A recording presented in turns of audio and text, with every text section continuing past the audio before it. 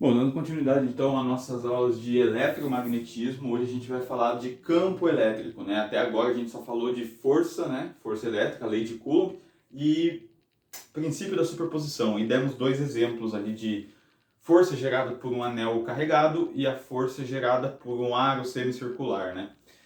Usando a lei de Coulomb, né? E o princípio da superposição. E se vocês se lembrarem, na primeira aula eu falei que a lei de Coulomb era a lei mais fundamental de toda a eletrostática, né? De toda e junto com o princípio da superposição, né?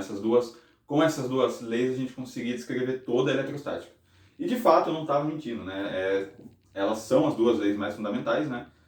E bom, então por que a gente precisa definir uma outra coisa, um outro conceito que é a aula de hoje, né? Que é campo elétrico. Bom, como eu já falei, né, eu já expliquei na primeira aula também, eu acho que foi na primeira, que quando a gente fala de força, a gente está falando de um vetor, né? O vetor força. E o vetor, ele está localizado em um ponto do espaço. Eu consigo pegar... Só faz sentido eu falar de força como vetor se for em outra carga, né? No caso da força elétrica. Agora, quando eu falo quando eu falo de campo elétrico, eu estou falando de um campo vetorial, né? Então eu estou falando eu posso calcular o campo elétrico em qualquer ponto do espaço, não precisa ser necessariamente em cima da carga. Eu posso calcular em um ponto do espaço que não tenha nada. Agora a força, eu não posso calcular num ponto do espaço que não tenha nada. Eu tenho que, né? Não faz sentido eu falar qual que é a força que o nada sente por essa carga. Não. Então a gente vai definir hoje mais uma ideia que é o campo elétrico. E por um outro motivo também, que provavelmente vai ser mais convincente, que é o seguinte: historicamente, né, a força elétrica, né, a lei de Coulomb, né, deixa eu até colocar aqui, a lei de Coulomb, que é dada por 1 sobre 4π epsilon zero, produto das cargas, né, dividido pelo quadrado da distância. Esta lei, ela veio para tentar explicar o porquê que as cargas interagiam, né? Então, como que as cargas sabiam que elas tinham que ou se atrair ou se repelir, e como que elas sabiam que uma carga estava mais longe, a outra mais perto? O que eu estou querendo dizer é o seguinte: cargas, né, elas não têm consciência, obviamente. Eu tenho aqui duas cargas, né? Uma carga mais e uma carga mais, por exemplo. Como que essas duas cargas, elas não têm consciência? Eu sei disso. Mas como que elas sabem que quando ela encontra um outro par dela que é igual, que tem um sinal igual, ela tem que repelir, né?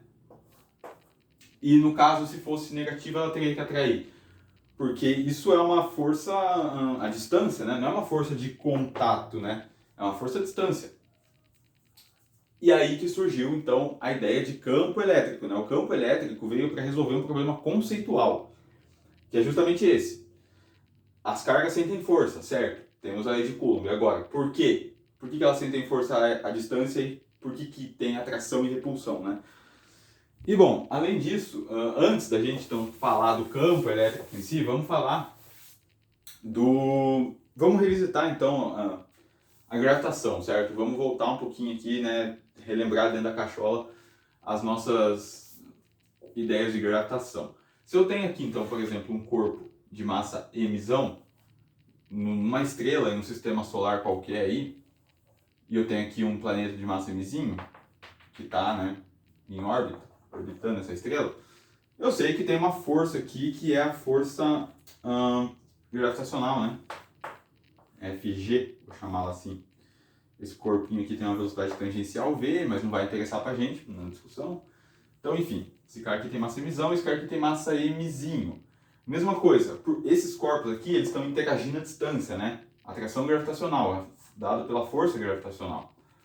Então, qual que é a expressão, né, para explicar a interação entre esses corpos? Bom, a expressão a gente já conhece, né? A força gravitacional ela é dada por G, que é a constante universal gravitacional, né, da natureza, mzinho, dividido pela distância entre esses corpos ao quadrado, né? No caso, a distância é essa daqui, né? Vai ficar ruim eu desenhar em cima do vetor, mas aqui, ó. Essa daqui é a distância R, né? E aí, dependendo do seu sistema, você vai ver se isso aqui é mais ou é menos, né? Então, vou colocar R chapéu aqui e deixar arbitrário, né? Porque se o R chapéu aponta para cá, e o seu sistema é definido para cá, então você tem mais. Se ele aponta para lá, que vai aparecer um menos, né? Mas enfim, a expressão é essa, certo? Para a gente calcular a força gravitacional que um corpo gera no outro. Constante, massa do corpo maior, massa do corpo menor, distância entre eles ao quadrado. Perceba que é igualzinho essa daqui, né? Igualzinho. No fundo, interações à distância têm essa mesma carga, né? Elas são inversamente proporcionais ao quadrado da distância, né? Então, bom, tem até um meme aí no meio da física que o Coulomb ele pegou, olhou para essa equação aqui do Newton e falou, deve ser a mesma coisa, vamos aplicar aqui, né? No lugar da massa a gente coloca a carga e coloca uma outra constante.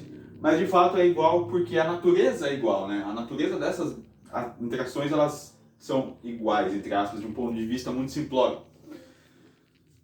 Então, bom, agora, ok, eu tenho uma expressão que explica o porquê que os corpos se atraem. No caso da gravitação, né, eu não tenho repulsão, eu tenho só atração, certo? Mas, de qualquer forma, é uma equação que tenta explicar essa interação à distância.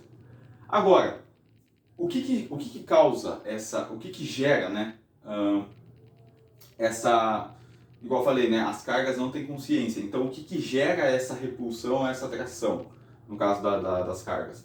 Bom, se a gente continuar aqui no caso da gravitação, lembre-se do seguinte, né, como que a gente calcula peso na superfície de um planeta qualquer? É a massa vezes a gravidade, certo? Então, se eu posso calcular a gravidade de um planeta, né, que é dado pela seguinte expressão, se eu igualar aqui mg com g, mzão, mzinho, né, porque as duas coisas são força, né, sobre r ao quadrado. Bom, massa do corpo vai embora, né, e aí eu tenho que a gravidade é dada por essa expressão aqui, g, mzão, sobre R2, né?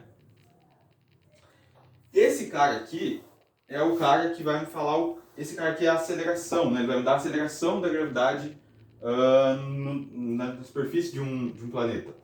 E ele esse cara é um campo gravitacional, certo?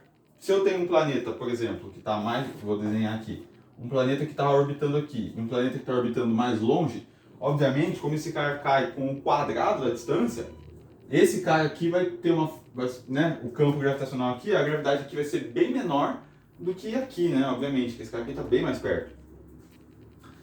E por que eu estou falando disso de gravitação, né, e numa aula de eletromagnetismo? Porque a ideia para o campo elétrico é a mesma. Deixa eu apagar isso aqui. Mas, quando a gente está falando de cargas, né, quando a gente está falando de carga, o campo elétrico é o cara que é responsável pela interação das cargas, certo? O campo elétrico, então, ele é responsável pela interação das cargas. A forma que a gente define o campo elétrico é a seguinte, ó. O campo elétrico, ele é 1 sobre 4π epsilon zero, carga que gera o campo elétrico, dividido pelo quadrado da distância. Aqui tem um chapéu aqui, né? O campo elétrico é um vetor, né? Obviamente. E veja, a única diferença que tem desse cara para esse cara é que aqui não tem a outra carga, né? Essa carga aqui é a carga geradora do campo. Então, sempre que eu tenho uma carga aqui, por exemplo, mais, ela gera um campo elétrico. Uma carga menos, uma carga negativa, também gera um campo elétrico. Agora, a única diferença, por que para cargas negativas há uma atração e uma carga positiva, com carga positiva há uma repulsão? Bom, cargas positivas, elas geram um campo elétrico em todas as direções, né? Mas eu vou desenhar algumas linhas de campo aqui só, que é para fora, saindo dela. Isso aqui é uma carga positiva, né? Então as linhas de campo saem da carga, né? Emergem da carga positiva. A gente vai falar mais sobre linhas de campo na aula futura, né? Mas enquanto a carga negativa, ela gera linha de campo que entra nela, né? Então, isso aqui, ó. Quando a gente tem uma interação entre essas duas cargas, bom, a carga com sinal oposto encontra uma carga com sinal negativo, né? Uma carga positiva com uma carga positiva. devido à interação entre os campos, elas se atraem. Se o campo for igual, né, então o campo sai, ou seja, cargas positivas, elas se repelem.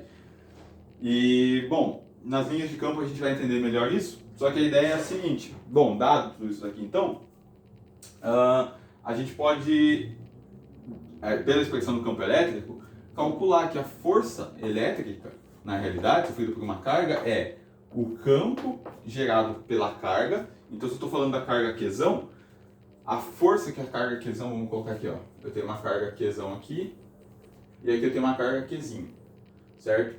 Elas são separadas por uma distância R. E aí, essa aqui é a carga Qzão. Bom, a carga Qzão gera um campo elétrico, e a carga Qzinho também. Mas qual que é a força que a carga Qzão faz na Qzinho? Bom, é o campo que a carga Qzão gera, né? Eu poderia até colocar um EQ aqui, mas ou só E, não tem problema, vezes a carga Qzinho. Veja que se eu escrevo isso, eu vou estar escrevendo que a força é igual ao campo, que é dada por isso, vezes Q. E aí eu volto até a força normal, né, obviamente. Então a gente pode, de forma geral, né, falar que força elétrica é campo elétrico vezes a carga. Se fosse ao contrário, né, se fosse, bom, as duas cargas geram campo, né? Então se eu quisesse calcular a força que a carga Qzinho faz na carga Qzão, isso seria, aqui seria o campo da carga Qzinho vezes a carga Qzão, né? E aí, bom, então veja que a ideia do campo ela é mais fundamental, certo? A ideia do campo, deixa eu só ver se tem mais alguma coisa para falar nesta aula, ou era só isso? Deixa eu ver quanto tempo está aqui também. 11 minutos. Acho que dá pra gente tratar de mais uma coisa, que eu tinha separado em 2 aulas isso, mas eu acho que eu vou fazer tudo nessa mesmo. Beleza? Então, bom, como eu tinha falado, né? O campo, quando a gente tem duas cargas, na verdade o que acontece é uma interação, né? Entre a carga e o campo, ou então a gente pode ir mais fundo e falar que é uma interação entre os dois campos, né?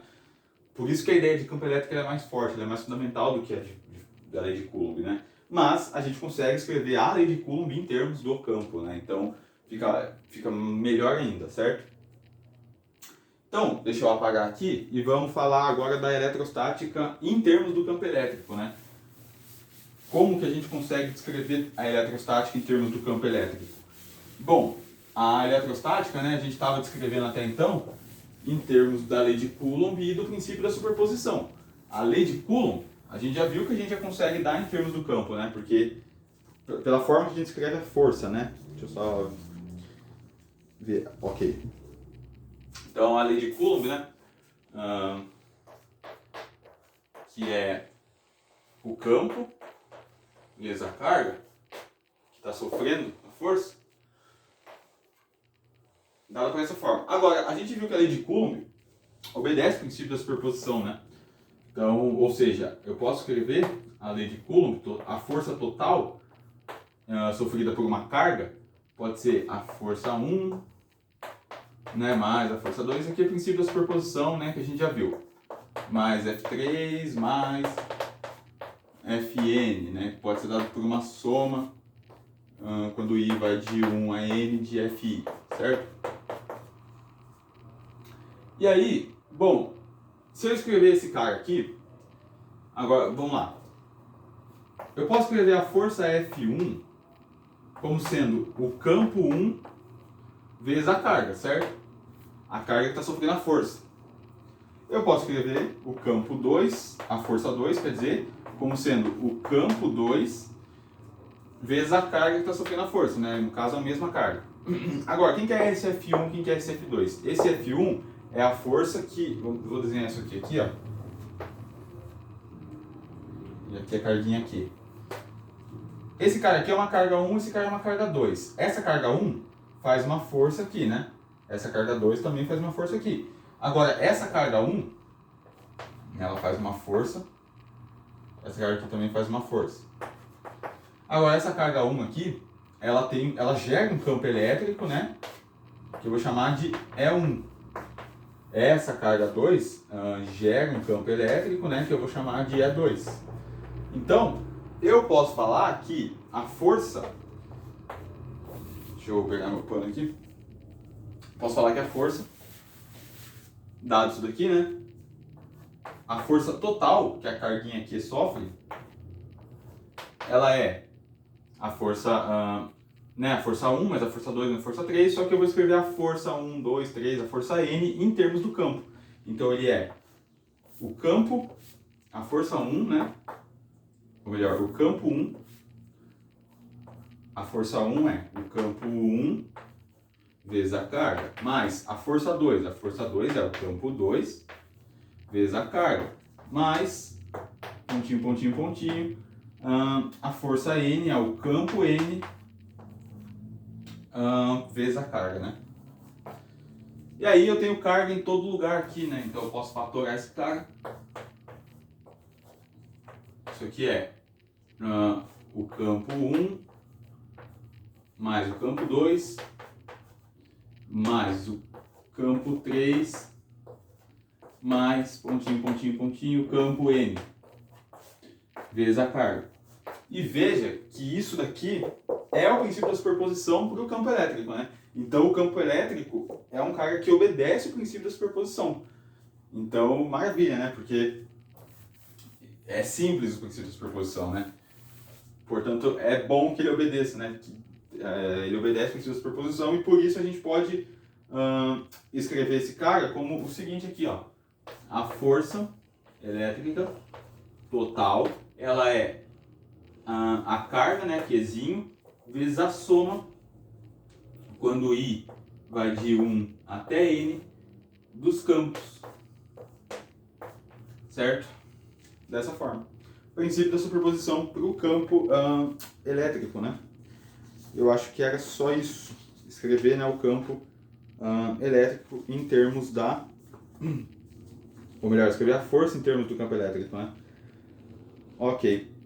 E, bom... Certo.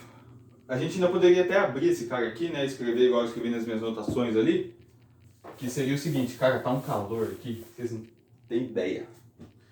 Escrever o seguinte, campo elétrico, né, como a gente viu, é dado por 1 sobre 4 π ε0, Qzão sobre R quadrado, né? R chapéu. Então eu posso escrever aqui a força. Isso aqui é só, né, pra gente escrever de uma forma mais geral, né? Ela é a carga, né, que sempre aparece, vezes, sobre 4 π ε0, né, porque o campo tem uns 4 π ε0 aqui embaixo, sobre 4 π ε0, aí sim a gente faz um somatório. Bom, como cada campo muda, esse campo aqui, né, o campo é 1, é o campo que a carga 1 gera. O campo é 2, é o campo que a carga 2 gera. Então eu vou ter que fazer uma soma sobre as cargas aqui, né? Porque cada carga gera um campo. Vou colocar aqui indo de 1 até N. Dividido pela distância, né? Então aqui eu vou colocar R e J, né? Que é a distância entre a carga I e a carga J. Então eu vou até escrever isso aqui diferente. Pega aí que aqui eu já vejo. R chapéu, né? I J. Ô meu pai amado. I J. Aqui eu vou escrever diferente pelo seguinte. Eu vou ter que usar IJ, mas sempre eu vou ter que usar I diferente de J, né? Eu não posso ter a distância entre uma carga e ela mesma, que a distância é zero, né? Então, basicamente, uma carga não gera força nela mesma, né? Então, quando o I é diferente de J, e esses caras vão de 1 até N, tá bom? É só para escrever da forma mais geral possível, tá? Que é essa daí. Então, a carga que sente a força, né? Ela sempre aparece. 4 π ε0 é uma constante. E aí eu vou ter que somar, já que eu estou somando entre os campos, né? Igual eu estou fazendo aqui, estou somando cada um dos campos elétricos. Então, cada campo elétrico é gerado por uma carga diferente, né? E a distância entre eles, entre uma carga e outra, também muda. Então, a distância eu coloquei RJ fazendo a soma entre I e J, mas sempre que eles forem diferentes, né? O I tem que ser diferente de J. Beleza? Então, ok. Aí agora falta a gente falar o quê? Certo. E bom, então, daqui pra frente a gente não vai mais discutir força, né? Qual que é a força? Não, porque o campo elétrico é uma ideia mais poderosa. Então a gente vai discutir campo elétrico. Qual é o campo elétrico que algo gera, que uma distribuição contínua de carga gera? Como a gente viu, nos dois exemplos, deixa eu pegar aqui os resultados, porque agora eu não me lembro. Deixa eu achar aqui, só um minutinho, gente.